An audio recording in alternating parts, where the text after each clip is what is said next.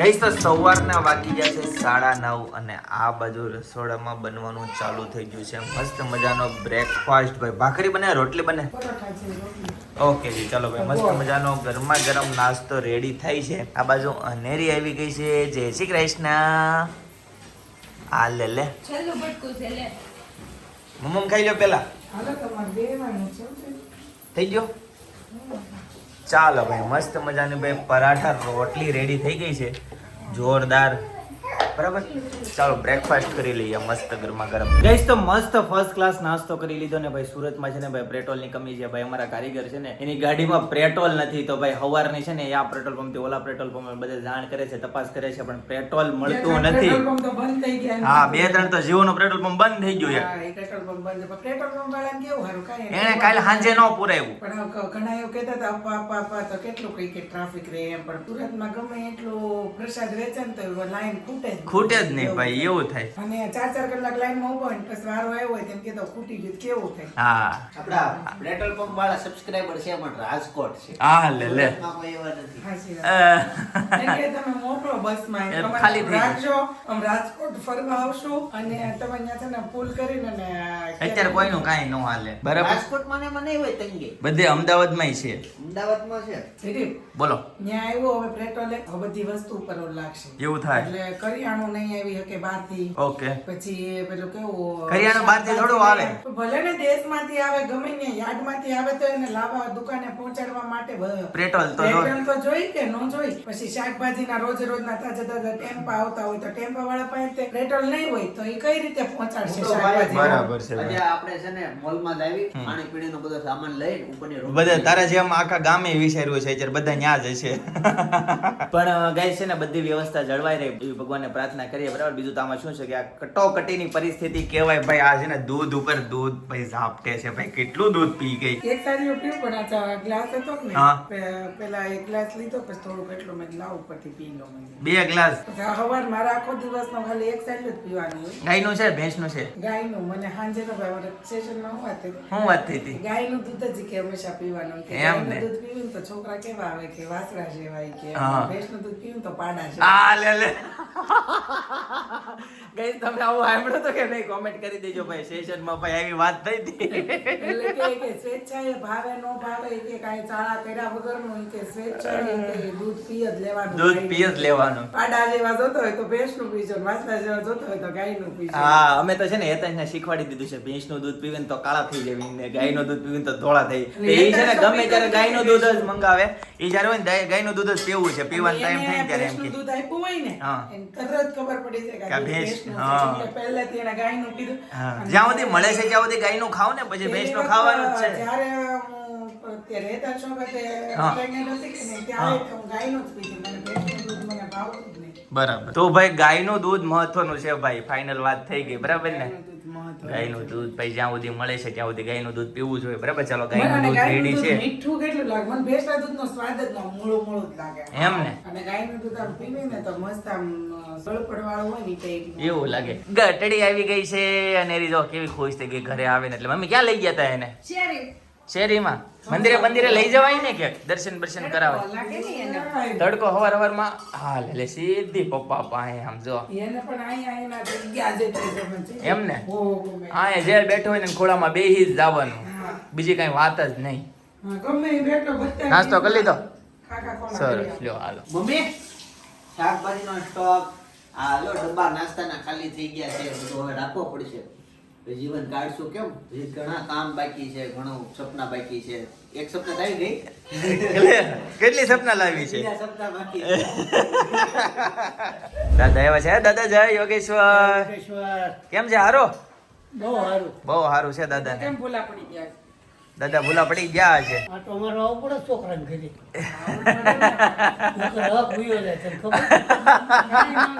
તો આવવું પડે. હવે કેવી છે તો હોય ને તો હક ભૂયો જાય શું કરીએ? ભગવાન. હવે બાબુ ક્યાં આવે છે? આપણે નથી જોતો એમ કહો. હે? કેવું લાગે દાદા? બધા જોવા અને આવું જોયું ને કા? હે દાદા કેવું લાગે તમને? એવું લાગતું ને ફોન આ તો દાંત કાઢવાની વાત છે ભાઈ, બરાબર છે. હક વયો છે મમ્મી, તમને ક્યારે એવું લાગે હક વયો છે? મૂળકાને બોલ્યું હેઠું કામ છે ને એ જોવા આવ્યો કર્યું છે નીચેનું કામ જોવા. એ કામ ને તમારે 2 મહિના એ ગણ નીકળે લેવાના. કેટલા મહિનો થયો 2 મહિના હજી તમારે હજી ગણ હવે લેવાના. 2 દિનનું કામોમાં 2 મહિના કરે બોલો લ્યો, તમારો છોકરો.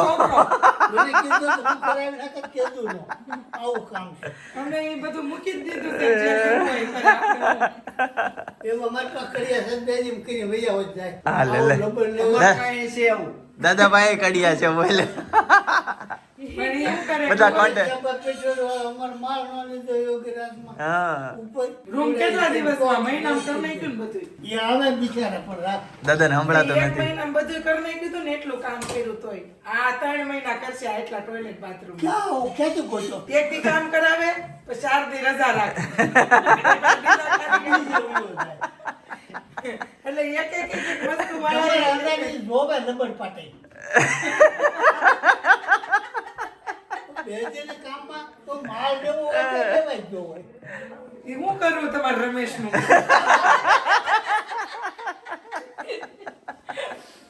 હા રીઝા બોલાવો હાલો પપ્પાને બોલાવો ક્યાં છે રૂમમાં છે? વેલા અહીંયા રહેવા આવવું છે. અરે મમ્મી હા. બોલે બાથરૂમમાં વાર લાગે છે. હા, એ તો કીધું હતું ને, કીધું હું આવું છે અહીંયા. તો પપ્પા એવું કહે છે કે નીચેનું બધું હરખું થઈ જાય ને કે પછી આવજો ઈ કે એમ. અહીંયા ઈ કે નહીં, હોલમાં આવવું પડે. એટલે પપ્પા મોઢું જ કરતા થાય. શું કરવું બોલો? ના ના, એમાં એનો ઈરાદો એવો ન હોય, પણ શું છે હવે ઈ જે રીતે કામ પણ જો એને કરાવવા કેમ માંગે. કર્યું, આમ જો કડિયાનું કામ કર્યું હમ. તો ઈ હું કે ખબર 4 દી પાણી પાવું છે પછી બીજું કરવું છે. હા, તે પાણી તો પાવું પડે કે એટલે નહીં? ઈ બધું વચ્ચે વચ્ચે છે ને 3 દીના ગેપ ઓલા, પાણીની પાઇપ હાલી ગઈ. ચાલુ રાખ, વાંધો નહીં તમ હા, તારે. પાણીની પાઇપ ઓલી હાલી ગઈ હા. પછી એની ઉપર પાછું ઓલું ચાંદી દઈ પછી એની ઉપર લાદી ચડાડવાની કે એમાં પાણી પાવું પડે પછી લાદી છોડે. બરાબર ભાઈ, એવા દિવસો સ્ટેપ બાય સ્ટેપ. કોઈ દિવસ પછી ઉપાધિ નહીં ને છોકરાઓને. તોડવાનું નહીં, પછી જ્યારે તોડવાનું થાય ને ત્યારે ડબલ રૂપિયા દેવા પડે એટલું પાકું થઈ ગયું એટલું પાકો છે. બ્રેકર મશીન નહીં ચાલે નહીં. હા. ગઠડી આવી ગઈ છે દાદાના ખોળામાં ભાઈ. ની ડુંગો લીધો છે દાદા એને. નાઈ ધોઈને કમ્પ્લીટ થઈ ગઈ છે, રેડી એક નંબર. ગઈ તો બપોરના છે ને 12:15 વાગી ગયા છે અને રસોઈ બનાવવાનું ચાલુ કરી દીધું છે કેમ કે 1 વાગે હમણાં આવી જશે એટલે રસોઈનું ભાઈ ચાલુ કરી દીધું છે. તો જો આ બાજુ દાળ શાક ને એવું બધું થાય છે. ભાઈ આજે અમારે છે ને બનાવ્યું છે રેગ્યુલર મેનુ, પણ આજે ભીંડાનું શાક બનાવ્યું છે ને ભીંડા બટેકાનું શાક બનાવ્યું છે. 2 શાક બનાવ્યા છે. જે એક શાક ભીંડાનું બની ગયું છે અને ભીંડા બટેકાનું શાક જો ચડે છે.